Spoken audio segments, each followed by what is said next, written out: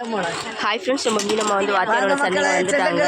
வாங்க, என்ன மீன் வச்சிருக்காங்க வாங்க. என்ன எல்லாம் அயில மீன், சூப்பர் மீன் இருக்கு. வாங்க மக்களே, அயில மீன் பாருங்க. எல்லாம் அயில மீன் இப்போ உள்ளது.